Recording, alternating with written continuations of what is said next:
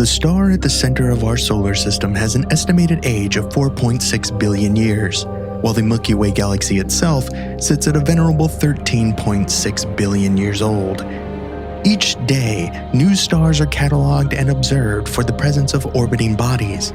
Each day, humans angle our instruments at our nearest cosmic neighbors and listen for something to reveal that we are not the only ones searching for intelligent life in our galaxy. But what if we reached out, and what reached back did not have benevolent intent? If we were to discover that our fate as a species was to mirror the multitude of colonization histories upon our own world, the idea of an encounter with another species that has traveled across the vast distances of space to seek out Earth in order to invade and or conquer our species has been around since the turn of the 20th century. A technologically superior race ravaging our planet towards their own unknowable or incomprehensible goals. At our current level of technology and scientific understanding, what would be the most likely scenarios of why and how an event of belligerent first contact would go down? This case file, join the theorists as they drive you into anxiety-fueled death spiral overdrive with the threat of evil alien overlords in Alien Invasions.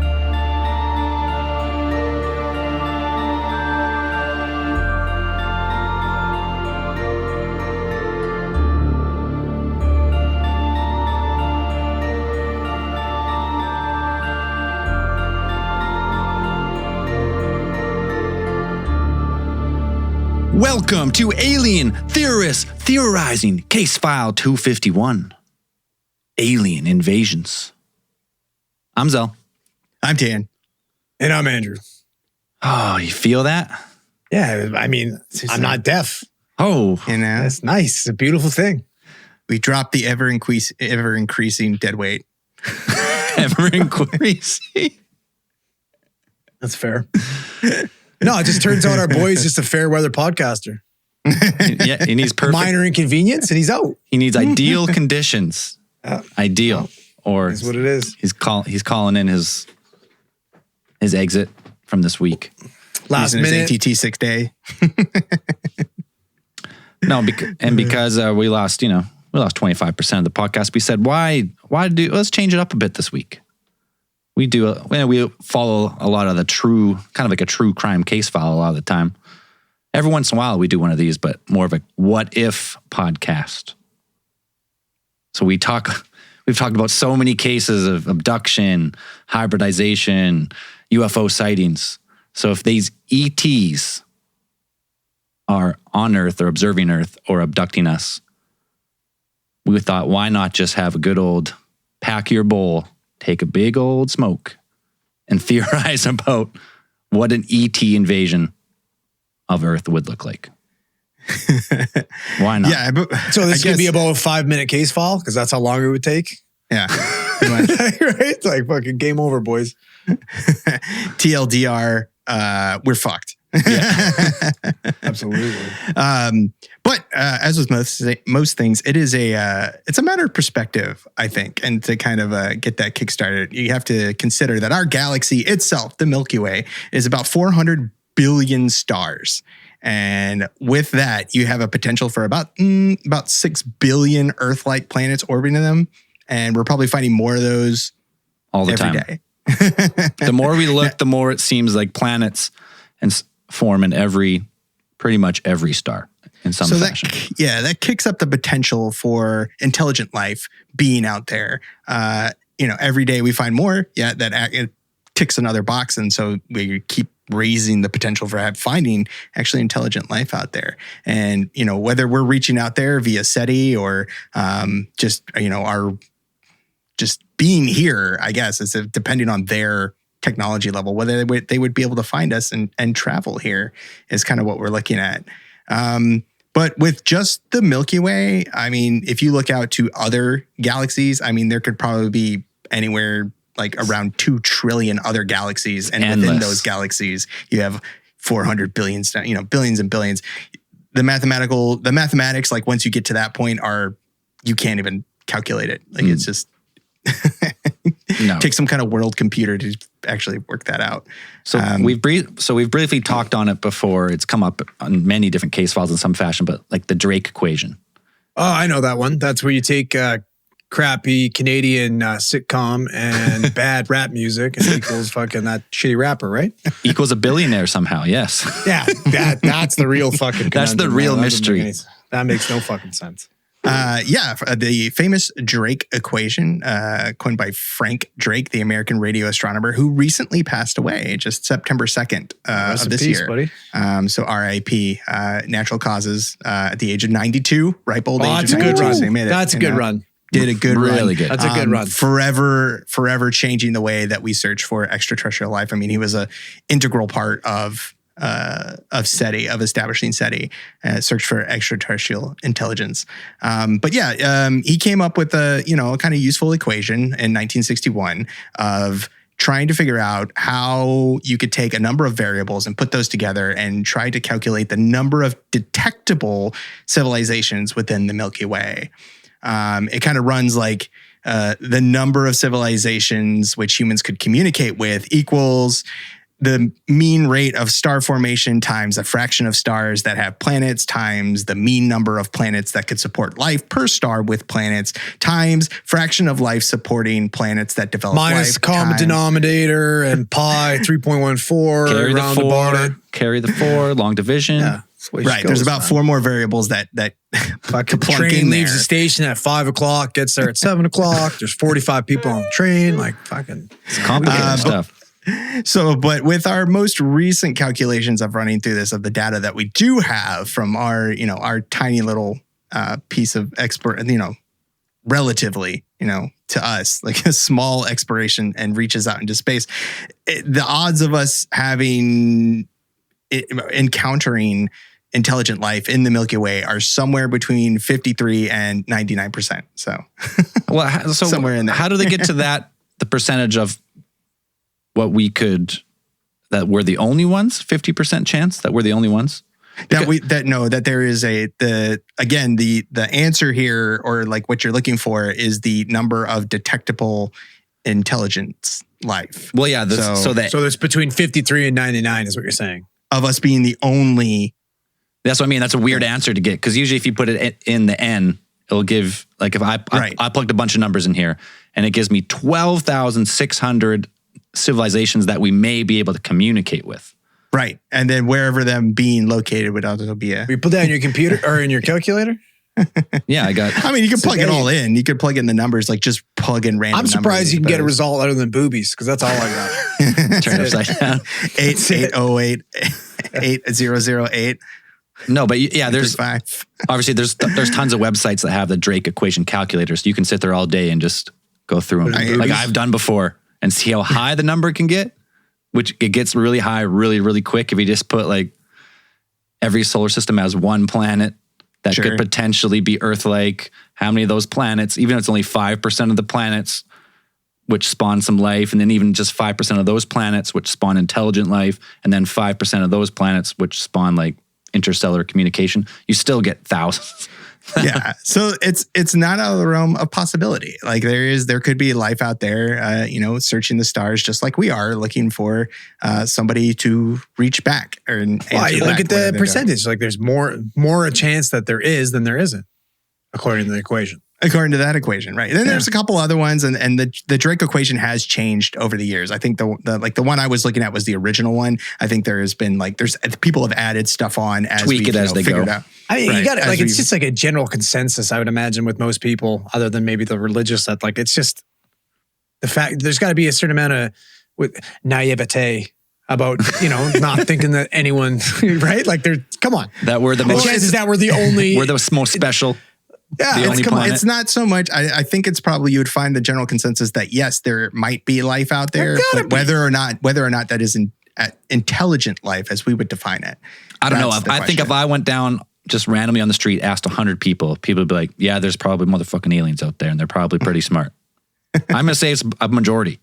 If you just ask majority of the random people random that you public, ask on the street, 100%. Random people who have not studied astrobiology or astrophysics, any of them, just the regular person. I'm just saying it's accepted that people are like, you know what? There's probably some motherfucking people out there.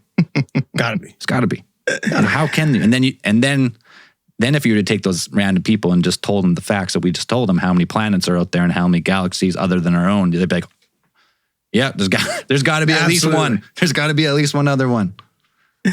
And so the idea that intelligent life is out there that would want to come here has kind of been a staple of human literature for a long time. I mean, you can go back to pretty much the beginning of of this trope of a fictional invasion by a alien civilization goes back to the War of the Worlds, famous science fiction novel by H.G. Wells. I cannot wait to hear your fucking rendition of that in the intro, because you have to do it.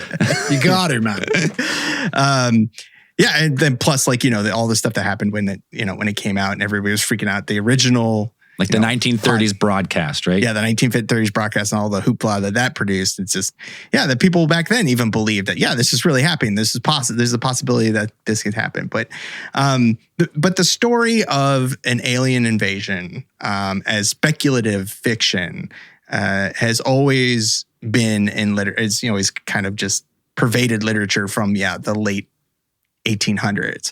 So, but if you go back and look at every single alien invasion story, maybe not everyone, but the majority of them, they all take about three main forms of what we conceive would be the possible forms of an invasion would take. So you have either what would be considered the all-out attack, where technologically superior forces pretty much just aim their weapons at Earth and, we try to fight back. And they teleport into our atmosphere and then instantly turn on whatever type of antimatter gun they have, disintegrate all human life and just land peacefully and take the planet. Right. No fight. They show up and they do some type of EMP first, right? Like knock all our shit off. Oh, just, knock us off the grid. Everybody goes out of power. That's enough to start fucking making everybody shit their pants, right? Unless you power had grid. Unless you had shield, there are electromagnetically shielded things like that is possible. It's stuff. Some of that stuff. The general public would be fucked. Oh yeah, general which public, would start like a pandemonium. You'd have you'd have infrastructure would take a hit. Definitely, for sure. So you have something like that could be included in the all-out attack. And then you also have the idea of the infiltration where, everybody has the idea that aliens are already here or they're coming here and replacing, brainwashing, and or controlling humans in some way to take over within, to avoid casualties, or it just seems easier than taking over with force. It's easier to land, hybridize, integrate that hybrid into high-level military all around the world. And in one coordinated effort, they just blow up our own military on ourselves. Blitzkrieg. And then the third just being a combination of the above. So, having the infiltration and the all-out attack. If you go through most movies, books, things like that, it's just those two. That's how we perceive that an alien invasion would take form in those ones. And then, you have other ones that it's a giant AI robot race that comes over here. It could be a giant robot planet. It could be Unicron. I don't know. Unicron shows up and eats our planet. Okay. But that makes sense though, right? If they have the technology to travel here, you'd assume they would have some concept of robotics. Why would they even have to go boots on the ground? Send a bunch of fucking T-1000s. And that's that's the way that famed astrophysicist Stephen Hawking, his whole warning about us reaching out, passively broadcasting out signals of where our location is. Hey, you might not want to do that because if you do reach something that's out there, I agree with Stevie. I agree with old Stevie. He's a smart man. A terrible idea. If a race has the ability to travel the unfathomable distances between stars, it would make sense that they would have either weapons or armaments or some type of devices that would be able to, nothing that we could muster would have any type of effect less than an irritant, probably. That's what brings me to this, and I don't want to derail too far, but because here's my question: is why? Right. So why are they coming? Why are they coming here in the first place? That's a good question. Is it to harness resources? Is it to has their planet now become unhospitable? Like, do they have to find something, new? Like, what do you think? Like, that's what my brain went to immediately. Cause I'm like, why the fuck is this massively advanced civilization even give a shit about a planet of ants and apes basically to them, right? Like we're... Well, I mean, this is the avenue that's super fun. So you got this ET, super advanced ET race that can, or the transdimensional, or they have a technology which they can jump through stars at a speed where, let's say, organic life isn't not like affected by age or something. They don't have to go on like a 10,000 year cryo sleep. So I always thought like, so resources seems like the easy one, because that's what we've done in our history. Infiltrate, take resources, very human. They have it there. We need it. We're going to go get it. And we're going to do anything in our power to get it. Sure.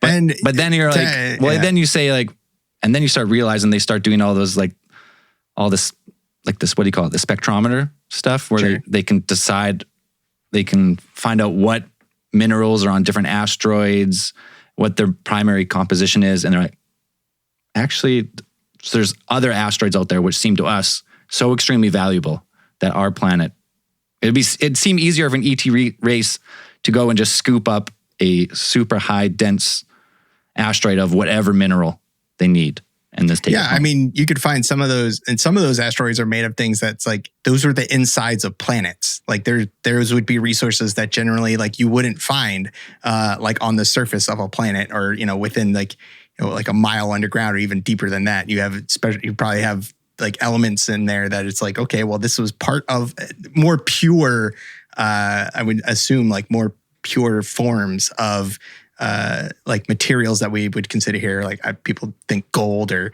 whether it be gold or, some kind of weird stuff that we use, like platinum or something, like a rare earth mineral or something like that. It's like, yeah, you could find those probably on an asteroid somewhere. But on the same topic of minerals or some type of commodity they need, like what if it's like a gas? Because there's not a lot of planets with thick atmosphere. That there's two in our solar system. One is super inhospitable. I mean, but we also have planets that are made of gas. Like this is true. Is there any? Maybe it's water. Question, because I'm a fucking dummy. But is there any gases that are exclusive to Earth that we know of? Not really. We probably have, if you were to look at it, we probably have a higher concentration of some than others.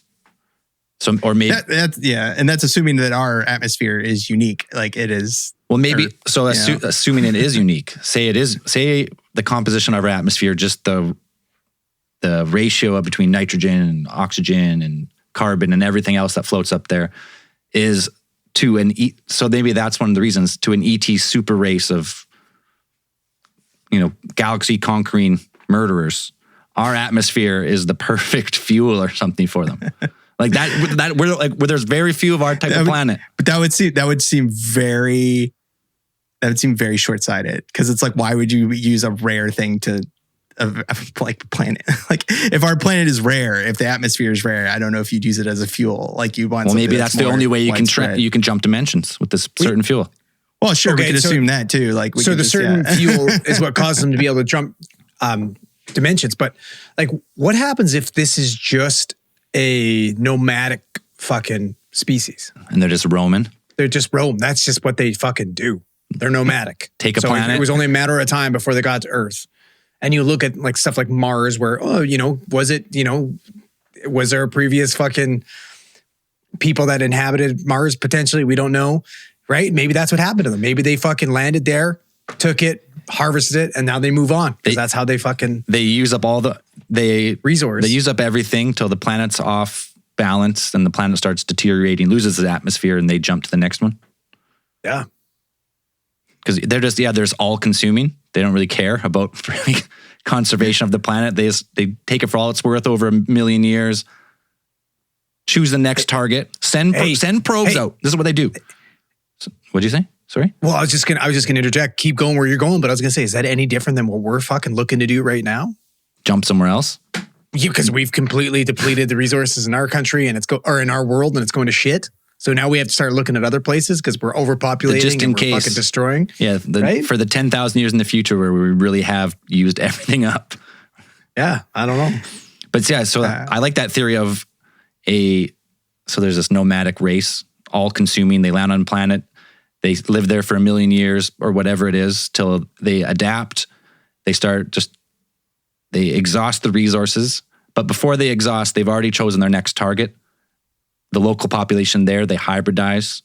They get all their, they spend 100 years choosing their target, hybridizing, and then they just move to the next planet. Or how, because if it is a species and they evolve on a planet, let's say, I guess you just have to find the perfect conditions to the next planet every time. What, like you said, you're hybridizing with them. So maybe you're hybridizing with them so you can live on that planet. Right, but then you're moving to another planet. If you're planning to move to another planet, you'd have to ensure that the conditions there are conducive to the survival of your now hybridized race. That is, well, you're going to hybridize again. You keep hybridizing on that planet. That's how you do it. You keep hybridizing. You send in probes. You abduct some people from the planet. See what they're made of. That's why you abduct it. Yes. Oh, fucking cool, man. So that's one of the whys, I guess. Why the ETs are coming. Is that So if you pop that in there and you're like, okay, if you want to go with that theory, so maybe they are hybridizing. So that would probably be a form of what you could probably throw into like a stages of war thing. If you had an intelligent civilization that was going to, predator Earth, predate Earth. You'd probably have certain stages that I kind of came up with in my head, like in a scenario. And this is like pretty much based on the concepts of war that, most in human terms. In the last century, maybe. In human terms, you would kind of have things like, you'd have you'd want to do your intelligence gathering. So you'd send out your probes, you send out that thing, you maybe do a couple of abductions, find out what the general makeup of the dominant species on the planet is.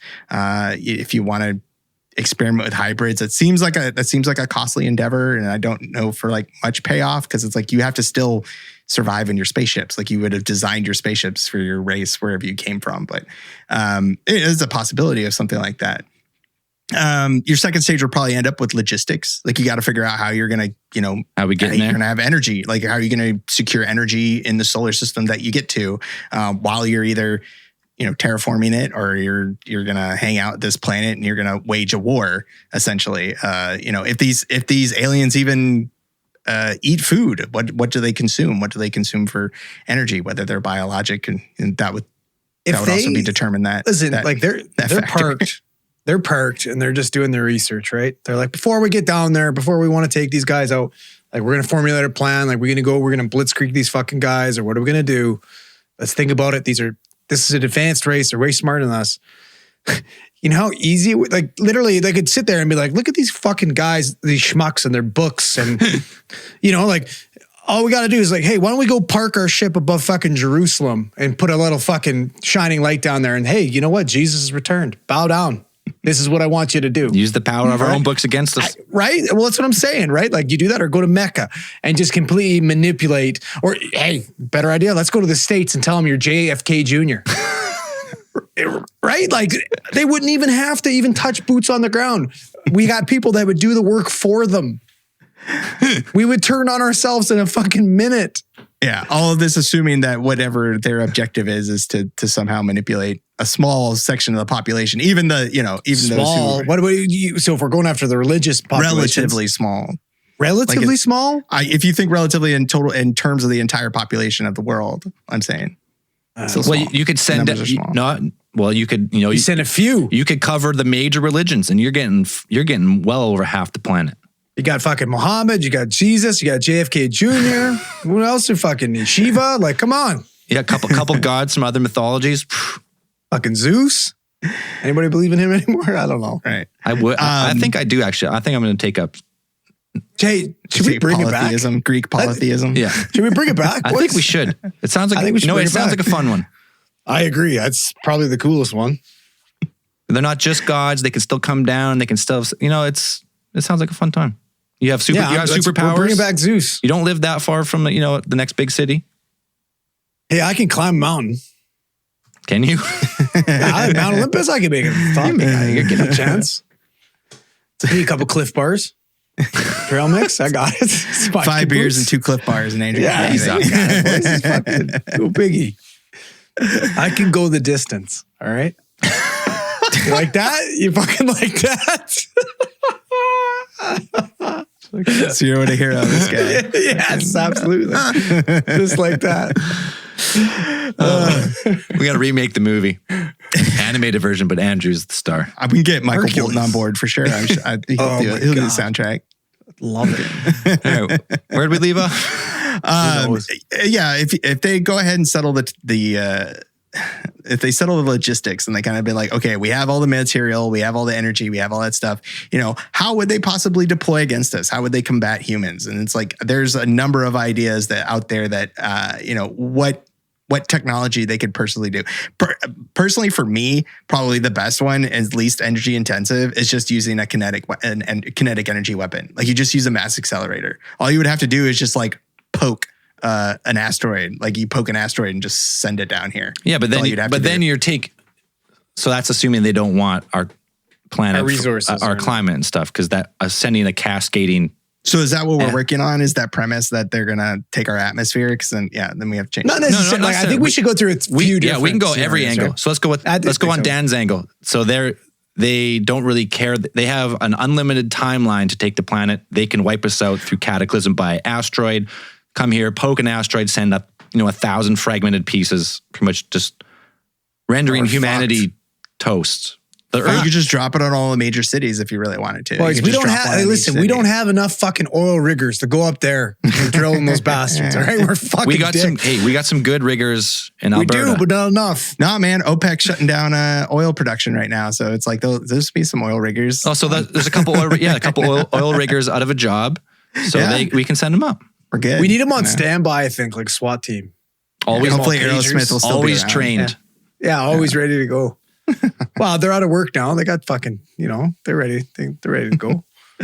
But probably, usually the go-to would be some kind of energy manipulation weapons. If they're able to fly through the space, they probably have some type of, gravity or electromagnetic manipulation technology where they could focus things. I mean, we talked about it. We talked about it in fucking Japan June Anime, where Andrew and I said, like, there's a weapon technically that's like, you could manipulate the atmosphere. They could have something that basically thins out the atmosphere in certain parts, and you bombard a certain area with cosmic radiation and just wipe out all life. everybody. You just fry all life, toast. and that's it. It's like it doesn't take that much, and you just be like whoop, and then you just open up a hole, and then everybody's dead. Well, yeah, and if your goal is just complete domination, absolutely, why not? Easy peasy. Like when you're at that you're at that level of technology, anything's possible. But that could be something like that. Or maybe they survive in high levels of radiation too, right? Maybe they're purposely maybe that's doing it. Maybe that's how they live. We talked about Zell mentioned it earlier. Like, probably they wouldn't even need to come here. They might be stuff like, von Neumann probes. It might be self-replicating drones that they send here. They don't even have to get on the ground. They just send in mechanical units, combat drones, just come down here. It could be of any size, I suppose. It didn't have to be small. They could be small self-replicating robots. It could be some form of like weird goo or something that the microscopic nanobots that can reassemble themselves and stuff like that. Slimers coming to get us. Or the fucking nanomachine thing from Gargoyles. I remember that episode. Oh, those are cool. That's a good episode. I mean, let's stay on here for a second, because this is assuming that ETs, these aliens, have almost like godlike power. But if you take it if we drop it back a bit, say they're not that much more advanced than us, but they've developed a technology that can accelerate their ship to 99.97% of light speed or something. But would they need I was thinking about that too, but wouldn't they need some type of special shielding? 100%. Yes. Definitely. Yeah, right? Because if you hit a micro meteor going 99.7 speed of light, right? It's a nuclear explosion. Yeah, so it makes me think that they would have some type of developed, actually, because that's a shield, it's just developed weaponry, right? Yeah, exactly. But 100%. So say I'm just taking their technological advances back a little bit. There's a science fiction story. I think it's by Arthur C. Clarke. Where it's Harry Turtledove is the guy's name. He wrote a story essentially that imagine there's a race of aliens that develop the technology to travel faster than speed of light, or as fast as speed of light, and that this technology is so ubiquitous and it's so simple that it's like everywhere, like every race has it. And then they look at our planet and they use their advanced sensors and say, oh, they haven't developed the simple ability to manipulate space and time and all of this. So they can't be that advanced. And they get down there and they've got flintlock rifles because the ability or the technology to travel faster than the speed of light is actually to them simpler than matchlock pistols. I think we need that, boys. I think that would bring the world together. Right? They just they're coming down there with their flintlocks and we all just like, fuck these guys. No, but I got to finish this thought before I forget it because I got a little stoned. Go. So there's this ET race. Let's say they're only a few systems over. So let's say like 12 light years away. And their planet's been slowly collapsing and they know it's collapsing. Earth is almost identical. It's like a sister planet to them. They send 50 years in advance or 30 years in advance. Like androids in little probes, say they send like, I don't know, say 24. And they land here. They look human. They have the ability to hack into countries' records and give themselves a SIN number, social security, depending on your country. They have the ability to get jobs and go to school, and they become the best in the class. They go to the military academies. They become generals, and then what's the highest level of general, Dan? American Army? Like general, like 5-star general. Like who's the guy who's like has the nuke codes besides the president? You'd have the president's like chief of staff. Like yeah, there's like a couple of them. So these androids from this ET race who have been sent here, well advanced of the incoming armada, let's say. They become the president, the 5-star general. They got the nuke codes. They very much have, and all the major armies around the world. And during this time, they've been here. And on this time, a fleet, say like 100,000 of their citizens from their planet are on their way here. Most of them, they're not military really. They're hoping that this advanced team renders our defenses moot. So when they get here, they are way more advanced. They have flying craft and they don't have like projectile. They have some type of like plasma cannons, but they're close enough that we could shoot them down and with some of our weapons. So they're hoping that they knock out our systems before we get here. And when they get here, they are just advanced enough, and we have no military left that's functioning at the moment, and they take us over that way. So instead of being godlike, they're just like, say, a few thousand years more advanced. That's the exact plot from a few Fear of the thousand Sky. years is still kind of a lot. Like 60 years was to take us from the advent of flight to being on the moon. Yeah, but that's all. It's also pretty widely considered that there's leaps, and then it eventually over our lifetime, probably technology will plateau. Yeah, if we can't get past the whole thing about like microprocessors and those things, like and we can't dissipate the heat. Yeah, even nanotech and stuff, like it's just smaller versions of what we're already using. Really, we're not like we're getting everything's getting faster, but we're not in 60 years. I don't see us going to the next solar system or something. Like we're not going to keep leaping like that.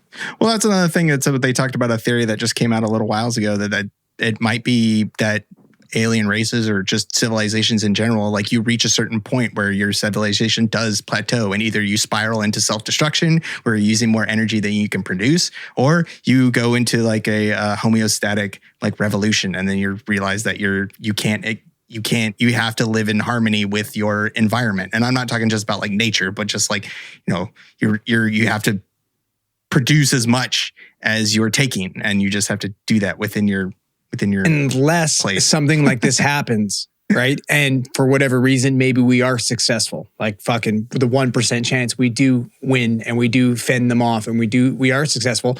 All of a sudden, we probably will have our hands on their technology, which we could maybe reverse engineer, right? And then maybe that's when we take our next big leap. Well, yeah, we got to capture the next generation of tech. Yeah, and it would be a fucking great way to do it, like the fucking Chitauri, right? I don't know if you'd send Then you your got best to your vultures best. flying around. I don't know. Like, yeah, but it's like, so if you send, like you said, like you sent the ship that's traveling here at 99.9%, 99.7% speed of light, that's relativistic time. So when they get here, their civilization would have existed for like, when they would have been there for a long time. Like they'd have 99 years to. Yeah, they come down with big old beards. That's how we win. They come out, they're all geriatric. No. I'm talking about their planet. I'm talking about their planet. By the time they determine. Their planet is toast. They think. Yeah. So like they're not bringing anything. They're just like, they're bringing just their ships. Like they're bringing just their whatever's left of their population. That's all it's They have to. They got no other options. That's it. Yeah, that could be. It's a possible scenario. Yeah, it could happen. Yeah. It's like District 9 or whatever. The prawns come down here and they want to take up the place, and then we're extremely racist and xenophobic, and we fucking end up ruining any chance we have with the extraterrestrial civilization. Well, I mean, not quite, but they're going to get here. There's still going to be a huge war. And like Andrew said, we're going to beat them. We're going to get their tech. We're going to reverse engineer it. Some of their faction, though, will turn and they'll realize what they're doing, trying to annihilate Earth, is the wrong thing. Then we get some of them on our side. And then because we have some of them with us, now we're on an equal playing field. And now we have the final chapter, the big battle, the last battle. Right. And then Transformers The Last Night. And then you grab Lana Wilson by the throat and you punch her android face in. Toast. If you get the reference, it's maybe the greatest audio sci-fi. I've said it before. That's the exact plot from Fear the Sky. It's such a good audio drama. Like, what's an audio book, but the guy who narrates this is so good. Yeah, it's always interesting to think about this, and I'm always of the opinion that the literature and media has tricked us into thinking that we would actually have a chance. Like, there's no, Dan. I think zero chance. We can do it. Absolutely. You guys are perpetuating the propaganda now. You guys are the propaganda machine. We band together, Dan. You need to accept your place in the universe. All it takes is a good fucking speech. Right, that's right. It does. All right. Yeah, I'm sorry. Starts a speech given on the 4th of July. A good speech given on the 4th of July. Aircraft from here will join others from around the world. Yes. Keep going. And you will be launching the largest aerial battle in history of mankind. Getting everybody jacked up. Yeah. Everyone starts crying a little bit. Their heart's racing. Gripping their flight helmets. Like, we do have a secret weapon. We do have a secret weapon. If I've learned anything from the movies, aliens cannot handle punches to the face. Cannot. Jim Brown, Mars Attacks. Yeah. How many fucking aliens did he beat the shit out of? He had to punch him a couple times, didn't he? Yeah, that's fine. Will Smith, one shot. Yeah, that's true. They have weak fucking cheekbones. They do. They got really soft jaws. Weak chins. Yeah. Starch and aliens. Fucking Arnold Schwarzenegger uppercutting the Predator. There you go. See? Punch alien. Yeah. We don't even need weapons. We just need to punch faces. Maybe that's punch the thing. Faces and power loaders. maybe for whatever reason in their culture and wherever they've conquered, whatever, they show up and their severe like intellect and technology is enough to succumb the other population. Like they dropped in there, he's like, hey, we're no chance, whatever. Maybe they don't even really have a concept of violence. Well, I mean, that you right? could, if and ever then they come like here that, and it's all we know. That's it. We watch it on TV. We love it. It's all we want. Mm-hmm. That's it. We love it. It could be something like that. Or it's like, they could use technology, or they could use some type of biological weapon. I'm talking like not even like COVID, Dan? Yes. Not like COVID, because like COVID. It's not even like COVID, but worse than COVID, I would assume.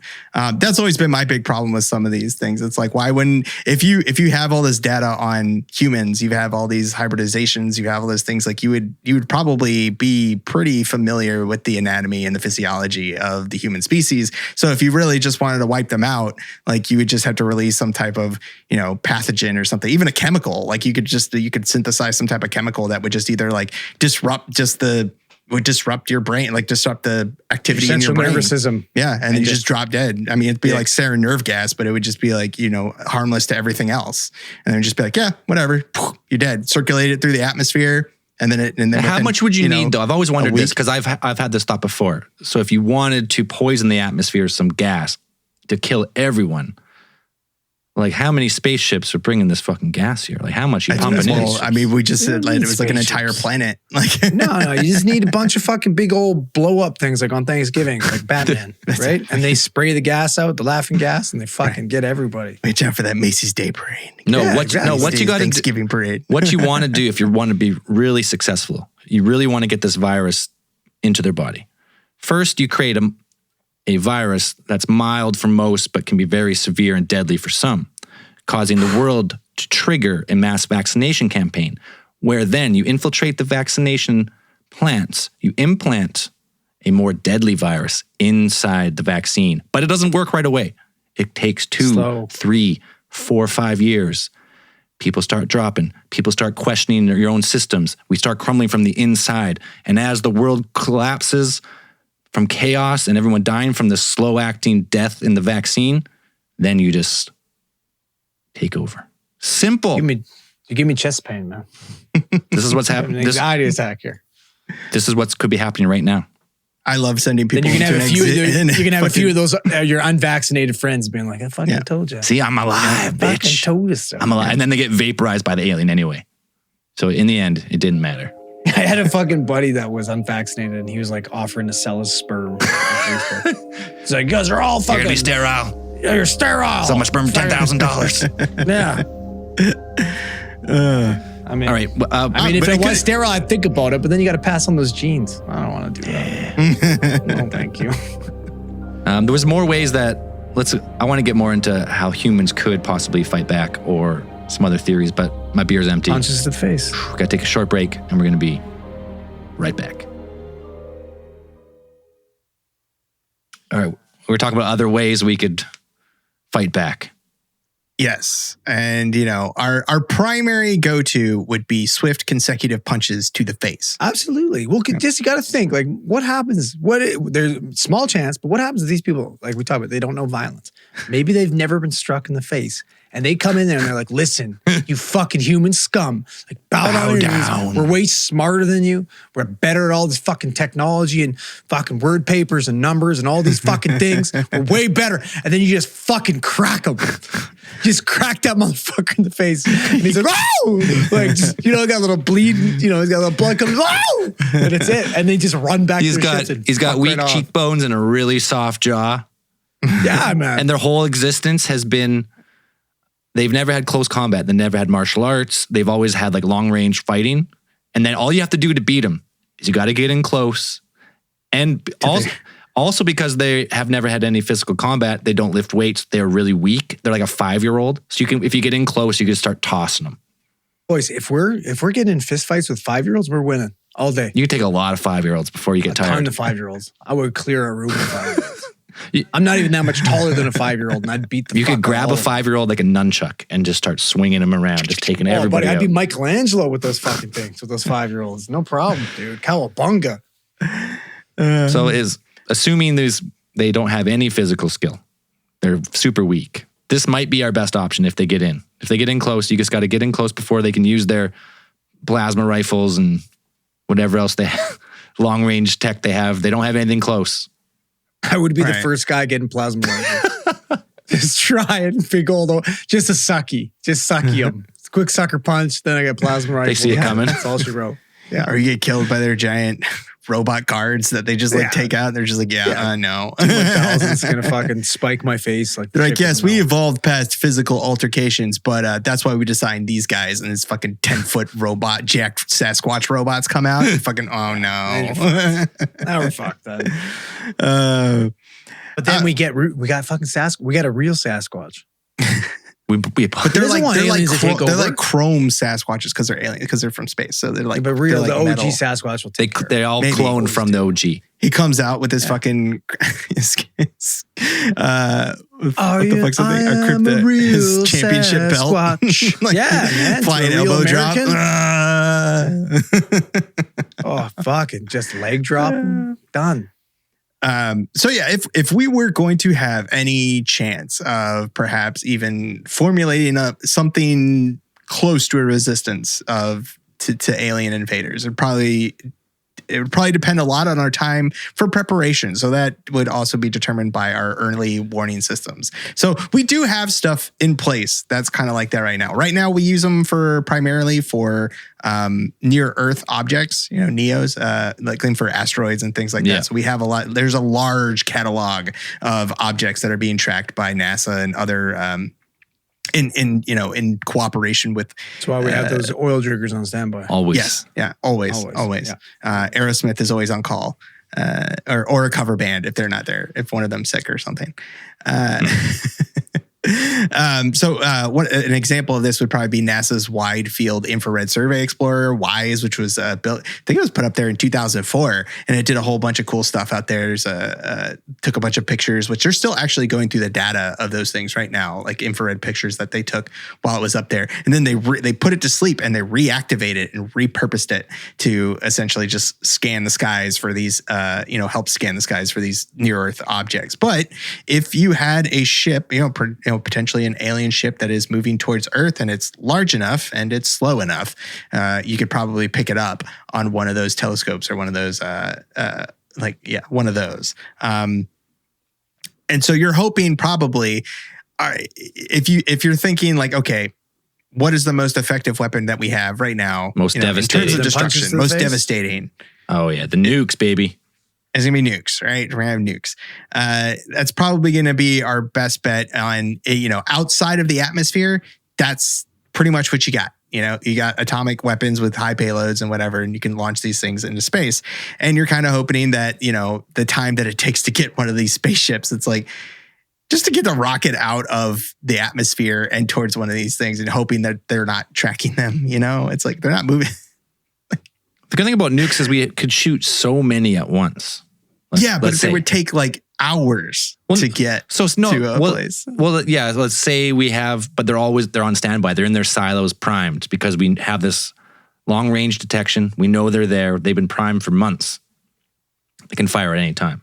It's not that long to get from launch to space. It's like if you watch even minutes is a long time though. It is minutes. Like you got to imagine that these nukes would be coming from everywhere too, right? Every direction. You got to hope that at this point in time, as a human race, we've got the tribe mentality. We got to defeat the aliens. We've banded together. We have to. It's our only hope. We listen to the fucking speeches. It's our Independence Day. It's Independence Day in fucking Russia too, and in China. All right. There's a couple nukes on Vancouver Island, so we're in too. Trudeau's in. Right? These nukes are coming from everywhere. Hopefully. Yeah. You would hope. I'm hoping. Yeah. So you're hoping that they can get close enough to be able to do some type of damage and that the aliens don't have some type of energy manipulation weapon where they could therefore just like stop the chain reaction of a nuke. No. It just, they could just be like, no. Just hoping that doesn't happen. That'd be so deflating. We're like, well, we're fucked. That's the only time that that nukes would probably be at their most effective is outside of atmosphere. Because once you start launching them, within the atmosphere, we'd have problems. Because they would be collateral damage. You'd have to worry about all that. They would be effective for the very first few strikes in the atmosphere. Once they figured it out, though, then they're like, maybe one might do something. But then again, who knows?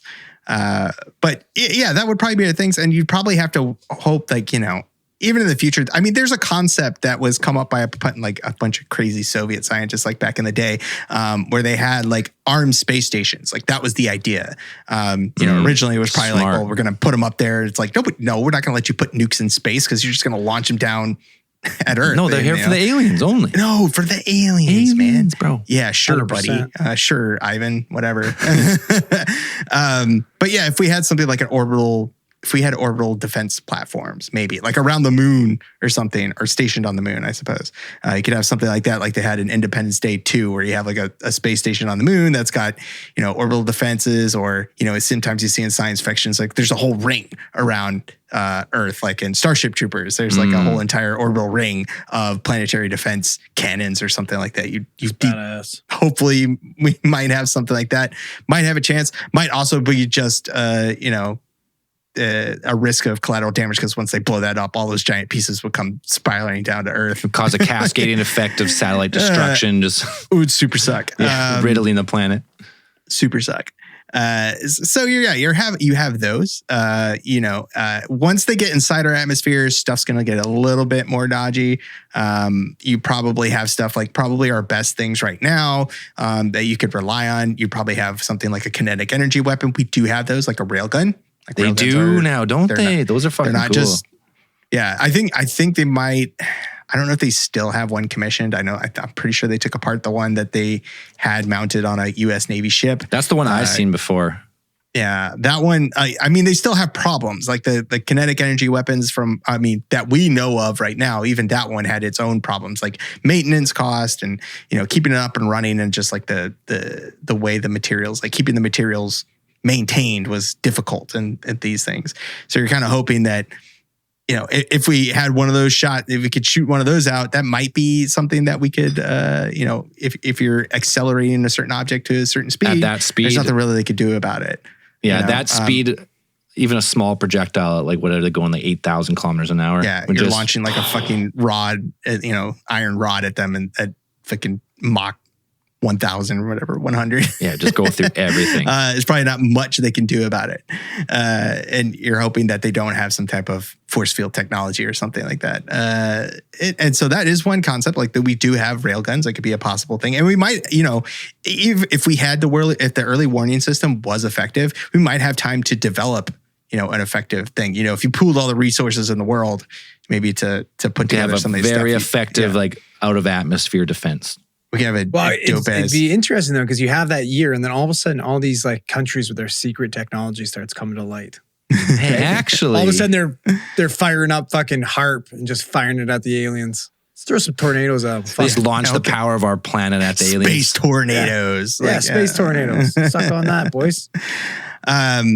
So we do have access to things like drones. Like we could use drones, perhaps if they're stealth drones, depending hoping that they use radar technology, I guess, and hoping that their detection systems work on the same principles as ours. You could drop a couple drones at them. One of the most advanced ones that I know of right now is the Falcon HTV-2, which was launched in 2010. And this one was actually a hypersonic aircraft that was developed between DARPA and the Air Force, I believe. And they had it recorded at hitting Mach 20. Mach 20. Shit. And this one, so I mean, essentially that's traveling from New York City to LA in about 15 minutes. Oh, how fast is that kilometers per hour? Mach 20. 6,600 or 6,860 meters per second. 6.8 K a second. Holy shit. Jesus. We'd be hoping, mostly on speed. Like you'd be hoping to arm this thing up and then be able to hit it and run, I assume, is because you'd just be able to drop a payload. And be fine. We get fucking Maverick driving that fucking thing. Easy peasy. We do have a form, like we were talking before, aliens possibly having some type of energy manipulation technology. Technically, we have that too. We do have lasers. Lasers are a thing. They've been around since the fucking 90s. And we have things like probably one of the ones... or one of the more interesting ones I came across was one called the Iron Beam. The Iron Beam, which is a technology, if you're familiar with the Iron Dome technology of Israel, this is the counterpart to it. It's just laser-based, essentially, and it is a directed energy weapon defense system that they unveiled at a Singapore air show in February of 2014. And this one is...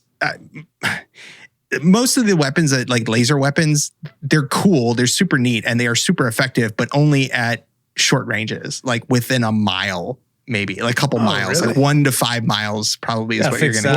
Well, they said the Iron Beam could have a range up to 7K, but that's still not very far. Right, like I said, so it's like they're most effective at 1 to 5 miles. I think is boys. We need a fucking Death Star.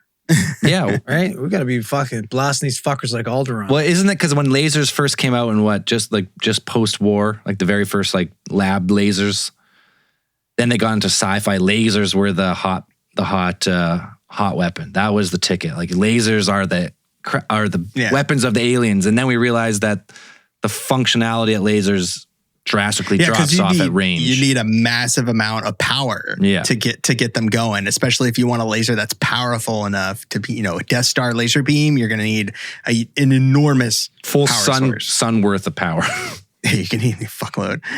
So then they switched, instead of the lasers, like sci-fi went to like plasma, photon beams, and like different stuff. More and there's sci-fi. like different types of lasers. There's like different types that do like they depend on like a liquid kind of thing, and then there's other ones that are gas, kind of like a gas type of laser.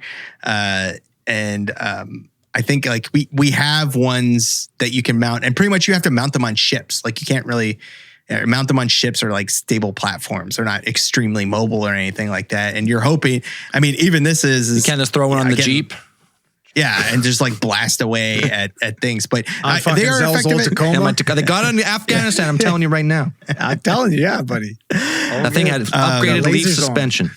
I think they carry a lot. But the lasers we do have are pretty cool. Like I think they're pretty neat. That's like they had one. Another one in 2014 that the US started field testing. And this one was a 30 kilowatt directed laser weapon. And it's called the ANSEC-3 laser weapon system. And it's mounted on a ship, and essentially you can direct it, and they use it to like take out like small, what they said was like craft. Right. Small, like you can aim it at a ship's motor or something like that and just like just zap it out. And it's like, that's when it's most effective. Man. They said they said it's not really effective against like people, like moving like those kinds of targets, like people. But they said like, stuff that's like kind of large, kind of stationary targets. They'd be like, yeah, it's you can hit it with so much energy that it could just melt a hole through anything. Right. You just like melt a hole in it, or like aircraft, or like stuff like you use on like a helicopter, melting like vital mechanical parts and things like that, turbines, whatever. And it's just like it's, I mean, they're pretty cool. They're pretty neat. But in terms of if you're going to use them against an alien, like an alien ship or something, I don't know. Not yet. Unless they have some classified new laser tech, which is more portable. I mean, extremely powerful lasers. I mean, lasers are super neat. I didn't think people like understand, like you can knock out like 20 missiles within like a couple seconds, like just like. Well, yeah. And then, if you have a well, I mean, it's traveling at the speed of light. So it's so easy to lock. It's much easier to lock on, I guess, with something that's going at 300,000 meters a second. Yeah, if you're hoping that they have like projectile weapons, but it's like, yeah, most likely they some type of energy weapon that you're just gonna be like, oh shit. So again, this is all assuming that aliens are not gods. Yeah, they're not. Well, they're not like Independence Day fucking giant laser beam weapons. Just full force field, nothing gets through. Yeah, but I mean, we seen the Independence Day. We get a craft. Yeah, we still beat them. We still beat them. Like we said, we get in close. We did. Yeah, but we had the Pullman speech, like so. Absolutely. Yeah. Replicate it. If the aliens went boots on ground, so if they got past all that and they managed to get down onto Earth, and it became some type of that they're assuming that one of their objectives was either the enslavement / annihilation of the human species, and they haven't already done it. Yeah, we would probably be reduced to guerrilla warfare at that point. It would probably be our best bet, which is like, you see that in most things. What was that one? Just jumping aliens as they drive down the street. Boys, well, what was that? What was that one movie? Predator 1 style, Dutch. Yeah. Let's go. Was it Falling Skies? Falling Skies was a TV series, and it's kind of like that. It's like you just be, hopefully hitting strategic targets and things like this, and asymmetric warfare that you'd be like flying under the radar. Hopefully, all of our major military things would be gone. You'd just be basically just small pockets of people fighting back at some point, but it's still. Yeah, it's still at that point. Once we've gotten to that, I'm pretty sure that we'd be SOL. We're pretty much toast if that happens. It's just, and it's a matter of like, maybe we could settle our differences with maybe communication. Like, maybe if so let's assume, let's move past. I would suggest that we move past the the doomsday scenarios, and perhaps maybe the aliens come in peace. Maybe if we move on, like maybe love, benevolent contact. If you're saying like that, and getting past the ideas that maybe we've overcome the idea of how to communicate with these aliens. We figured out a way, whether it's mathematical or tonal or speech based or something like that. Universal translator that they have. Some type of technology they have to that they've been here. Before. Or they've been here before, and they've studied us, and they've been like, they are us. We figured out how the language works. So I always find that kind of fascinating. It's like how they would choose to communicate with us. I mean, right now, like SETI and other what was the other one? There's the counterpart to it that's like sending out active messages. Can they stop that? Yeah, take it easy here, boys. Well, shit? you could just hope that the aliens, because there's probably a good chance that they won't understand anything that we're sending. You can hope that they could have some type of even though that they're sending up their messages that are basically kind of like mathematical based. Like, whoa, weird, man. We got this message here. Let's listen to it. What does it say? Oh, that's fucking weird. Mm-hmm. I don't want to hear that again. I read an article about a couple scientists when they sent out their first message. It was essentially an entire message of like teaching an entire language, like not English, not whatever, but like a mathematics based language, but also have symbols and stuff, and being able to kind of tell them about Earth, tell aliens, a civilization, like what our planet is. What's like we printed those gold records on the Voyagers. Right. And how to respond, and like told us like, where we are, and like, hey, if you want to send a message back, like hit us up. Like, this is where we're at. This is what we use. It's our email. This is our hottie69@hotmail.com. This is our ASL. Hit me up. Yeah. I mean, you have to assume that. Check out my page. You'd have to assume that they're MySpace. able to pick those things up, and that they, the signals that we send out are totally attenuated into shit by the time they get to a couple light years away. Let's just hope they don't use Android, because then we can't talk to them. Yeah, that's true. Green fucking bubble shit. Well, it's green for Martians. That's what they use. That's probably what they use. Still, I can't do it. Just ghost them. Nah, you don't got the special bubble, bro. Forget it. I mean, yeah, we could hope that they're here like benevolently. You could have, you hope they're the Autobots, that we run into the Autobots, the good robots, instead of the Decepticons. They get here first before the Decepticons. Or even like a Superman scenario, it's like you have an alien land here and he's God. They look like us, What but happens they're if he here to lands help in us. Russia? Right. Then he still had good intentions from the start. We got Red Sun. I don't want to deal with Red Sun. Why don't you put the whole world in a bottle? Wait, so there's a version of Superman where he's Russian? Yeah, there's a one shot Red Sun. run. Yeah, it's called Red Sun. There's like a one shot story. Does he turn bad? No, He's just in Russia. Just Russian. He's just Russian Superman. Yeah, think about that for a bit. Let that marinate. I mean, his ideologies and his But he's his still sensibilities it's the same person. He's just in Russia. Yeah, he's still Superman. He still has all the Superman powers. Or is there is there Russian Superman and then there's American Superman and they got a rocket? Well, America makes Bizarro at that point. Like Lex Luthor engineers a Bizarro, but Bizarro turns out good. So they don't have a big Rocky showdown. Rocky 4. I mean, there is a showdown between Lex Luthor and Superman, but yeah, it's a really good. I'm pretty sure it's pretty considered one of the better Superman stories. It's my favorite Superman. Yeah, it's a really cool concept. And it's well done. But yeah, like you could hope it's some type of Superman scenario. They come down, or Martian Manhunter. Like they just come down here and they just want to hang out and eat Oreos and it's just what they want to do and blend in. I mean, possibly like they just want to, like us sending out messages to communicate with them. Maybe it's a context scenario, right? With Jodie Foster, that they send us a message on how to build a communications platform that will allow us to communicate with them. Give us instructions. That's basically what we're doing now. Maybe it's just the opposite, on their side. They send us something that we're able to communicate with them, or, able to teleport us into where they are located. Essentially, you're hoping that. I always find it hard to conceive some of these ideas, because it's like you have to assume so much about where these aliens come from, hoping that their language is even anywhere close to ours, not just in the way that we speak, grammatically, but like completely like one of my favorite Star Trek episodes, like Darmok and Jalad, where it's like maybe their entire language is based on metaphors. It's all metaphorical. And then if you don't understand the metaphors, if you don't understand like the context of the situation of what they're speaking of, then you have no idea what they're talking about. You'll just never be able to figure it out. Oh, we won't, it'll be difficult without instructions, the same things they experience. Or instructions. So, yeah. They send us the translation dictionary.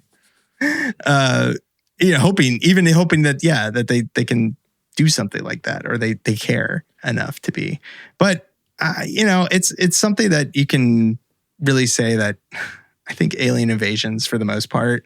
The idea of an alien invasion is something that when you talk to people, at least when I talk to people about alien invasions, it kind of tells you a lot about what a person is and what their first conceptions of what an alien invasion would look like.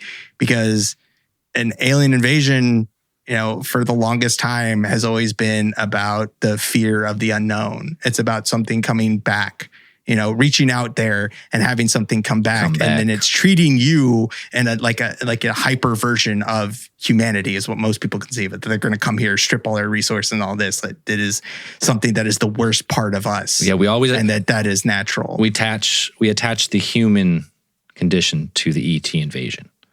But the one thing I've always thought, like we don't talk about it.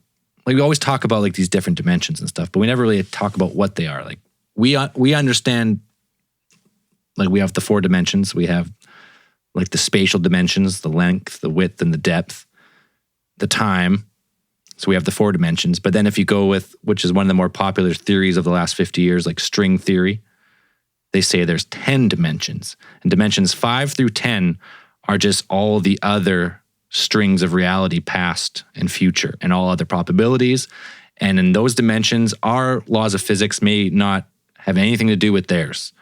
So the last theory of an ET, not necessarily an invasion, but like an overlap, is these ETs are interdimensional, and they actually cannot really react with or interact with us. You see them in dreams, or maybe they abduct you, you see the light beam or whatever it is, but maybe it's not so much physical. Like they are trying to reach from theirs in because they're more.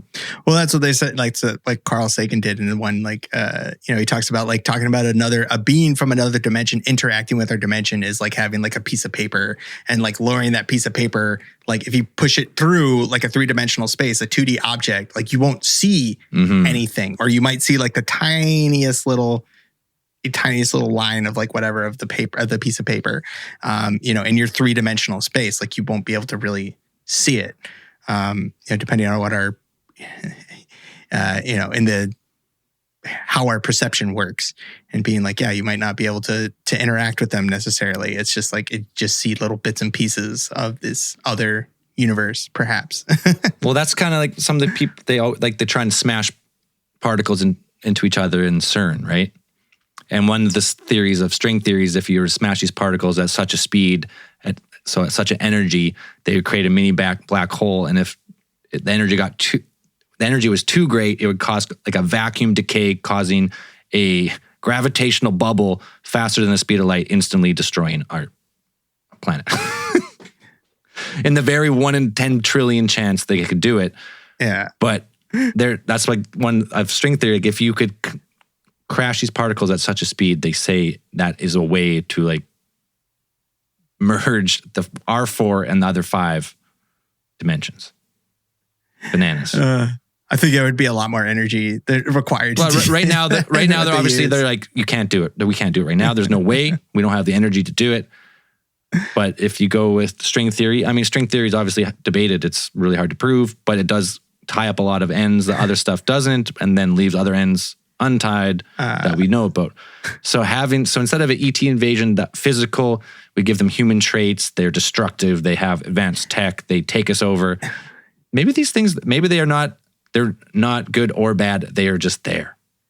Well, this is one of my favorite ideas of an alien invasion or an alien civilization existing. It's the characterization of a certain civilization. There's a civilization from the Warhammer 40,000 universe, and they're called the Necrons. Basically, they're a civilization that evolved to the point where they no longer need physical flesh, but what they do is they encase their bodies, kind of like as a thing. Like they evolved on a planet where like it was bombarded by like galactic, like cosmic radiation all the time. Like they didn't have an atmosphere. They had to live underground, and their lifespans were super short. So they developed the technology to essentially like encase their consciousness within like robot bodies. That's dope. So they have these robot bodies that last for thousands and thousands of years, all this thing. They're involved in an entire intergalactic war that like spans entire galaxies and whatever. And they fight this war with other civilizations that are, equal to them or whatever at some point. And, they pretty much get to a point where they're like, well, we can't beat them. So let's just go to sleep. Sleep time. So they just go to sleep inside these huge facilities, which they build inside of stars. So they build these little things inside of the stars because like they've got technology up to the point where it's like they can manipulate time and space. They're like, God. They're just like they can do whatever. So they build these little like tombs inside of stars. And then when they decide to wake up, it's really funny because they wake up and now, millions and millions of years they wake up and they're all of these civilizations that are like inferior to them, humans and, other aliens and whatever. Like they're all over the place and they're like, get these fucking kids off my lawn. What are you doing? Why are you touching all my things? It's just really funny having it's a very old man, like, what are you goddamn kids doing on my lawn? And they all wake up and they just start fucking shit up. It's just hilarious. Like, I think it's just fun. They look like skeletons. Yeah, they do. They look like big metal skeletons. They're basically space mummies. Like they're fucking ridiculous. And they wake up and they're just like, get off my lawn. Or, they have something where like, you have a civilization that's been manipulating some type of object and they're like using it for all kinds of crazy purposes, like basically imprisoning people or, an alien race or something inside of a temporal loop prison. It's like they're just reliving. It's basically Groundhog Day, but they're doing it for 10,000 days. But they can basically create a pocket universe within a little thing. And like one of them kind of takes it and is like, they're like, you don't know the true power of this thing. He's like, what? It's like, I invented this. It's like, of course I know it's true power. I was there when I invented it. And it's like, it's the people try to think about like the aliens being in the same kind of neighborhood as us. Like the universe is billions of years old and the galaxies that have existed outside of us are billions of years older than ours. Our star is relatively young and it's not even the most common type of star out there. Like there are other stars like white dwarfs. Like white dwarfs are like the more stable type of, stars or things like our red dwarfs, that are out there that could possibly have planets that support life and have been around for billions of years. And, life can, but the cool thing is that life could take a whole bunch of different forms in that time. I mean, you look at just on Earth, like look at the different types of life that have been the dominant species, like not just, fish at one point, it's been varied. Dinosaurs, huge mammals or whatever. And then like where we are and just, for the advent of, nothing more than really luck. And most of the point, like dinosaurs would probably still be here if they didn't get smacked by 1 or 2 asteroids. Like, yeah, they got fucked up. They got a raw deal. Yeah. So, it's a fun thing to think about that and also terrifying at the same time. But it's one of the most fun topics to theorize about. Yeah. Absolutely. Because it's endless, really. Because you can go with the age of the universe, the span of the universe, just how many planets could harbor life. You can go through the Drake equation. You can do that. You could get numbers from 0 to every solar system has life. And then, but then it is hard to justify like, oh yeah, the length, the distance traveled, all this stuff. And you also have to think that the universe is still expanding. Ever expanding. So it's like ever expanding. And accelerating. So it's like even if they launched out to get, it's getting faster. So even if they launched to get to us, like they'd still be trying to get here. Well, that's why I find it super interesting if we look beyond what we know about just regular reality. Like if you start looking at the string theory and those other, super string theory that have different dimensions and stuff overlaps and you see weird orbs and that orb it's not even here. You're just getting a glimpse through to a different place or something. So maybe aliens, they're not even physical like us at all. They live on a different density. They are light. What we would consider like light, like some spectrum of light, maybe that spectrum of light in a different reality with a different set of physical properties actually harbors life. Like then you can get real crazy. And you're only limited by your imagination. Exactly. And these kinds of things. Like it's all speculation at this point. We don't have any hard data to go on. And it might end up being a fact that it's like, the dominant life form out there is some type of like, planetary wide slime mold, like just like single cell life, like that just takes over plants and just lives there. Fungus of some type or something. It's intelligent in its own way.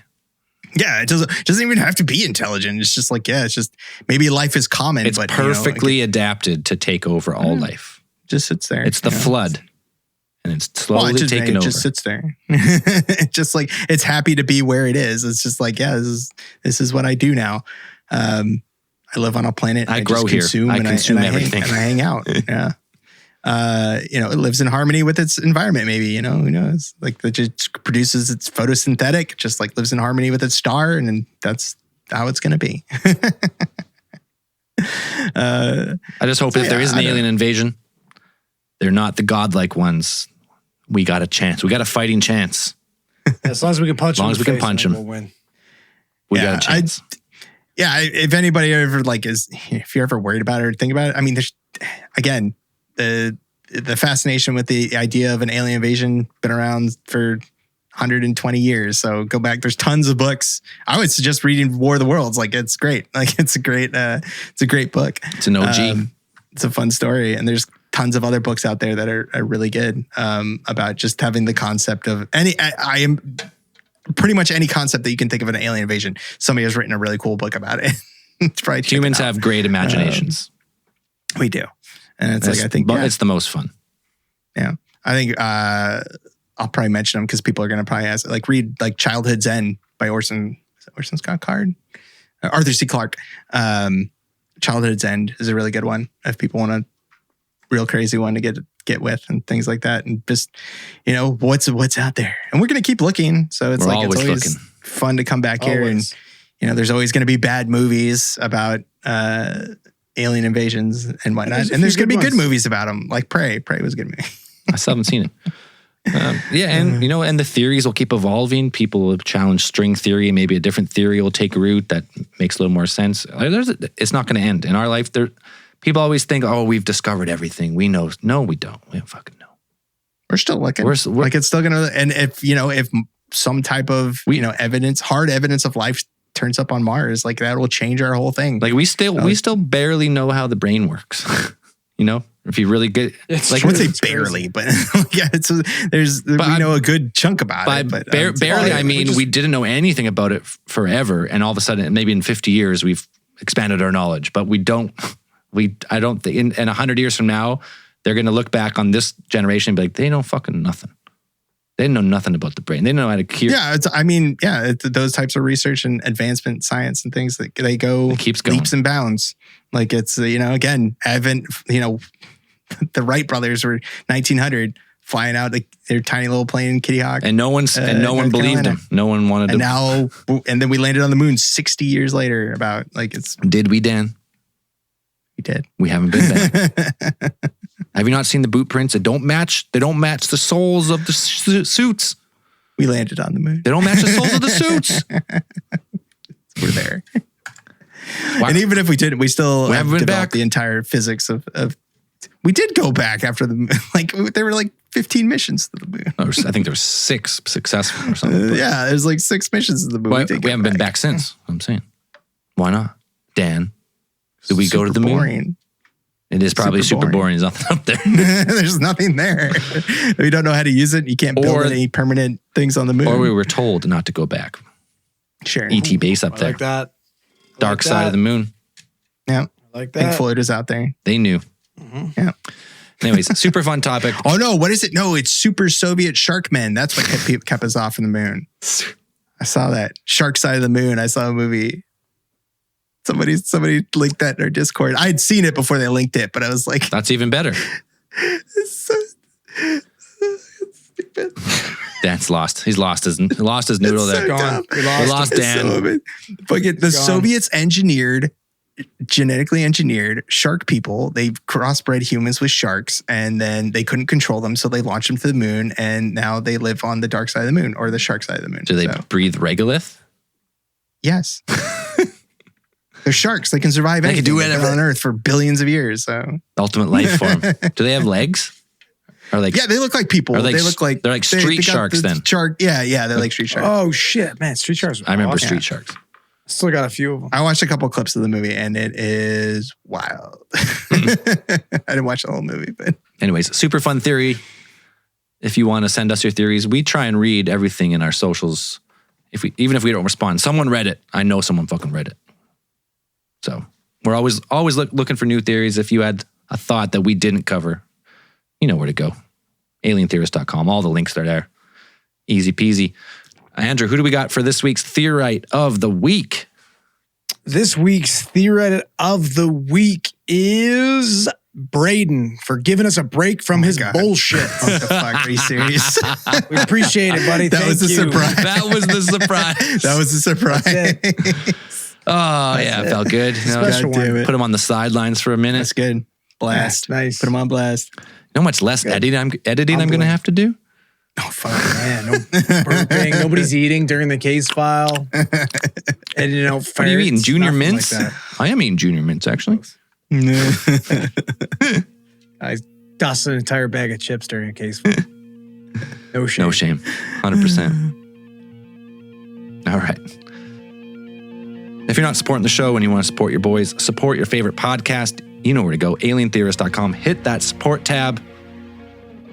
I don't know, hundreds of hours of bonus stuff. Hundreds and hundreds Legit. of hours of stuff. We've put so much stuff on there. I've lost count. So many things. Losing count. Anyways, this week's newest supporters, we got Grady Hartman, James Cooper, Split Hair Chavez, Jim Bowman. Oh, he returned just to kick all our asses at fantasy football. That Oh, bad. did he? Oh, yeah. Did he win last year? Yeah, him and Ron's pondering. Motherfucker. Yeah, he's back.